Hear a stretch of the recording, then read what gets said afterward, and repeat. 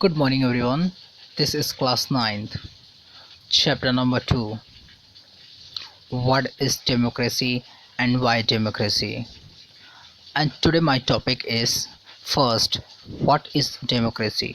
Second, features of democracy.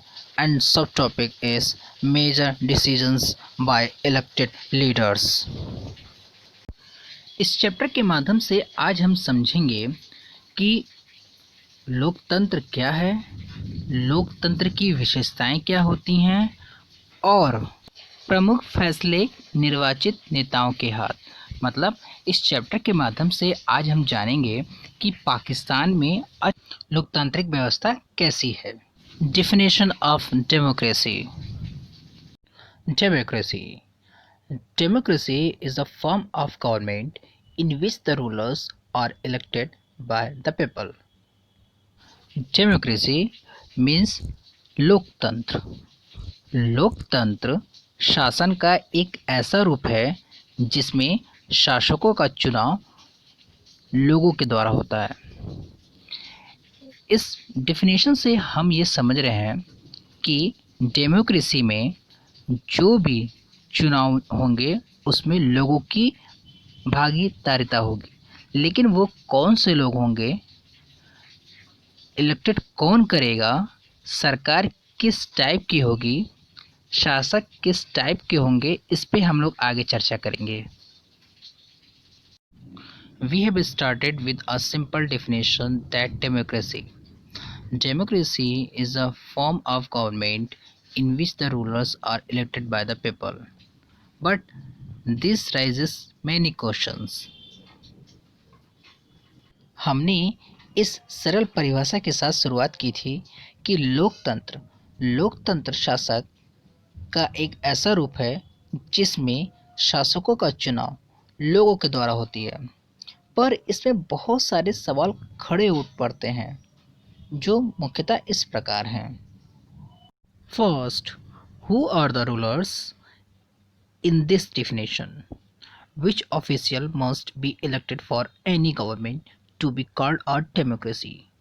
Which decisions may be taken by non-elected officials in a democracy? इस परिभाषा के अनुसार शासक कौन है? किसी सरकार को लोकतांत्रिक कहे जाने के लिए उसके किन अधिकारियों का चुना होना आवश्यक है? लोकतंत्र में वे कौन से फैसले हैं जो बिना चुने हुए अधिकारी भी ले सकते हैं? अगर हम लोकतांत्रिक व्यवस्था की बात करें, लोकतांत्रिक व्यवस्था में शासक कौन होंगे और किस तरह के होंगे? शासक या तो राजा भी हो सकता है या तो रानी भी हो सकती है, लेकिन अगर लोकतांत्रिक की बात करें, लोकतांत्रिक व्यवस्था में जनता अपने प्रतिनिधित्व के माध्यम से शासक बनाती है और इस प्रक्रिया को लोकतांत्रिक व्यवस्था कहते हैं, जबकि राजतांत्रिक व्यवस्था में ऐसा नहीं होता है। जब हम पाकिस्तान की बारे में चर्चा करेंगे तो आप इसे अच्छी तरीके से समझ सकते हैं, किस तरह की प्रक्रिया को राजतंत्र और किस तरह की प्रक्रिया को लोकतंत्र व्यवस्था कहा जाता है। And second, what kind of election constitutes a democratic election? What conditions must be fulfilled for an election to be considered democratic? किस तरह के चुनाव को लोकतांत्रिक चुनाव कहते हैं? किसी भी चुनाव को लोकतांत्रिक कहने के लिए किन शर्तों को पूरा किया जाना जरूरी है? जैसा कि हम लोग सभी जानते हैं कि हमारे देश भारत में हर 5 साल में चुनाव होता है। चुनाव में किस तरह के लोग भाग लेते हैं ये आप अच्छी तरीके से जानते हैं, और कौन लोग भाग नहीं लेते हैं। चुनाव का कहने का मतलब ये है कि अगर किसी एक व्यक्ति को लोकतांत्रिक में खड़ा कर दिया जाएगा, तांत्रिक नहीं कहा जा सकता, क्योंकि लोकतांत्रिक का मतलब लोगों का शासन। अगर इलेक्शन में किसी एक व्यक्ति को खड़ा करके अगर सब वोट उसी को देंगे तो स्वाभाविक सी बात है कि वो जीत जाएगा।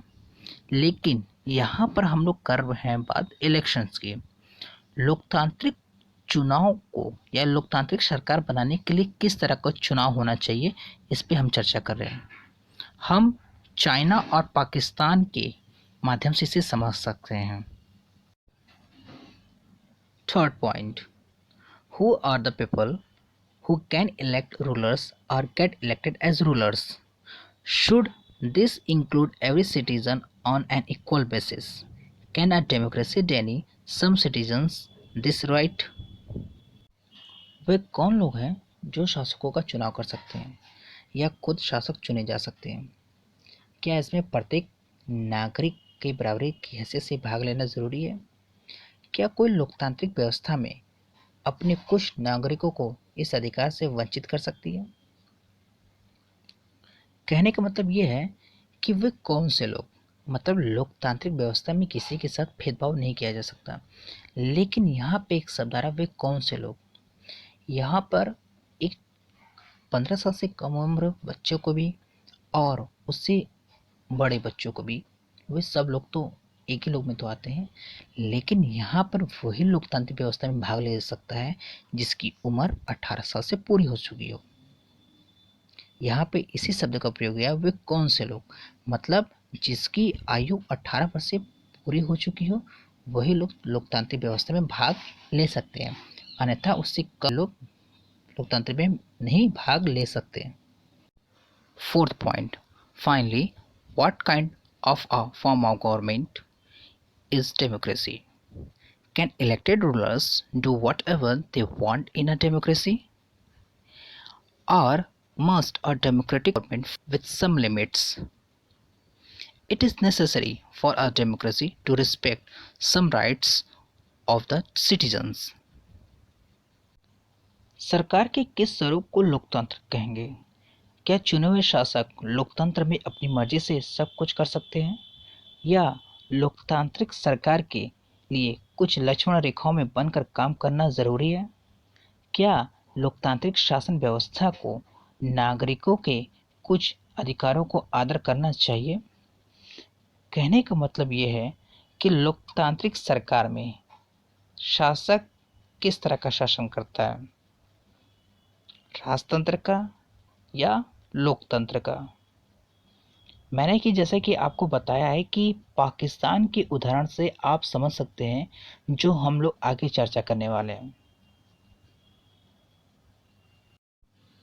Major decisions by elected leaders. In Pakistan, General Pervez Musharraf led a military coup in October 1999. He overthrew a democratically elected government and declared himself the chief executive of the country. Later he changed his designations to president and in 2002 held a referendum in the country that granted him a 5-year extension. जैसे कि हम शुरू से कहते चले आ रहे थे कि आप पाकिस्तान के उदाहरण से समझ सकते हैं। पाकिस्तान में जनरल परवेज मुशर्रफ ने अक्टूबर 99 में सैनिक तख्तापलट की अगुवाई की। उन्होंने लोकतांत्रिक ढंग से चुनी हुई सरकार को उखाड़कर फेंक दिया और खुद को देश का मुख्य कार्यकारी घोषित किया, और बाद में उन्होंने खुद को राष्ट्रपति घोषित किया। अब इसे यहाँ ध्यान से समझने वाली बात यह है कि वहाँ पर सिंध 1999 में ऑलरेडी ही लोकतांत्रिक व्यवस्था की एक सरकार थी, पर परवेज मुशर्रफ ने लोकतांत्रिक व्यवस्था की तख्ता पलट कर अपने आप को वहाँ का राष्ट्रपति घोषित कर लिया। सन 2002 में जनमत संग्रह करके अपना कार्यकाल 5 साल के लिए बढ़ा लिया। यहाँ पर जनमत संग्रह को समझने की जरूरत है। जनमत यानी लोगों का मत। उन्होंने एक जनमत कराया सन 2002 में और इसी के माध्यम से अपने कार्यकाल यानी कि एक्सटेंशंस को 5 साल के लिए और बढ़ा लिया। Pakistani media, human rights organizations and democratic activists said that the referendum was based on malpractice and fraud. In August 2002, he issued a legal framework order that amended the Constitution of Pakistan.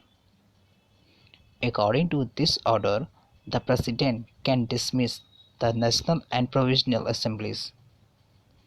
The work of civilian cabinet is supervised by a National Security Council which is dominated by military officers. After passing this law, elections were held to the National and Provisional Assemblies. So Pakistan has had elections, elected representatives have some powers, but the final power rests with military officers and General Musharraf himself.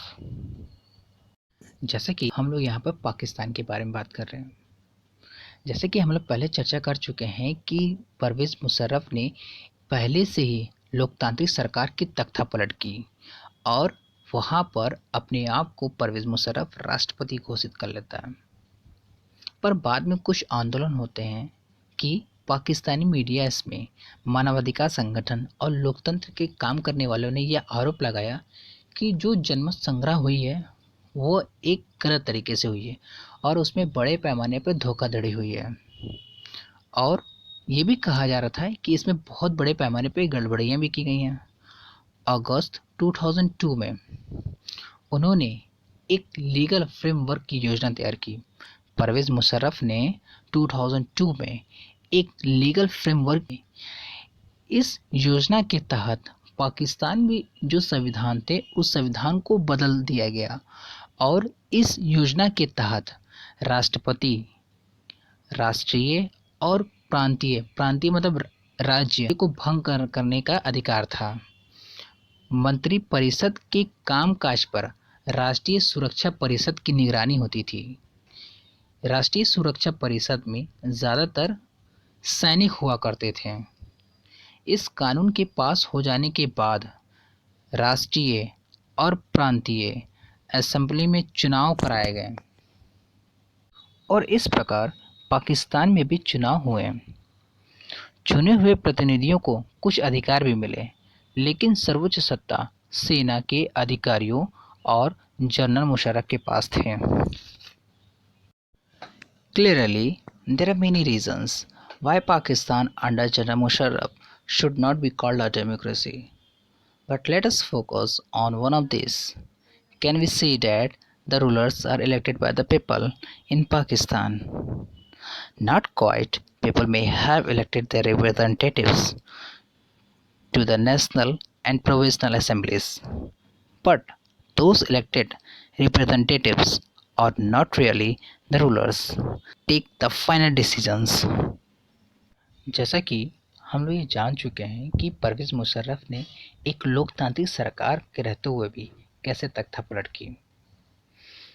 इसमें एक बात निकल करके यह आती है कि general Musharraf के शासन वाले पाकिस्तान को लोकतांत्रिक नहीं कहने के अनेक ठोस कारण हैं, लेकिन यहाँ सिर्फ एक ही कारण पर ही चर्चा करेंगे। क्या हम कह सकते हैं कि पाकिस्तान के लोगों ने अपने शासकों का चुनाव किया? नहीं, हम ऐसा नहीं कह सकते, क्योंकि लोगों ने राष्ट्रीय और प्रांतीय असेंबलियों के लिए अपने प्रतिनिधियों को चुनाव तो किया, लेकिन चुने हुए प्रतिनिधि वास्तविक शासक नहीं है और ना ही वे अंतिम फैसला कर सकते थे। अंतिम फैसला तो सेना के अधिकारियों और जनरल मुशर्रफ के हाथों में था, जो जनता के द्वारा चुने नहीं गए थे। ऐसे तानाशाही और राजशाही वाले अनेक शासन व्यवस्थाओं में तो होता है। इसे हम लोकतंत्र नहीं कह सकते। लोकतंत्र शासन व्यवस्था में लोग अपने प्रतिनिधित्व का चुनाव करते हैं और वह प्रतिनिधित्व निर्णय लेने का अधिकार रखता है। लेकिन अगर पाकिस्तान की बात की जाए तो पाकिस्तान में चुनाव भी होते थे, लेकिन अंतिम निर्णय लेने का फैसला सैनिक को था। सैनिक और उसके अधिकारी जैसे परवेज़ मुशर्रफ को अंतिम निर्णय लेने का अधिकार था। वहाँ पर हम लोकतांत्रिक नहीं कह सकते, क्योंकि जनता ने जिसे चुना उसे निर्णय लेने का अधिकार नहीं था और जिसे नहीं चुना जैसे परवेज़ मुशर्रफ को उसे अंतिम निर्णय लेने का अधिकार था। ऐसी व्यवस्था को लोकतांत्रिक नहीं कह सकते। Students, part first is finished. Thank you.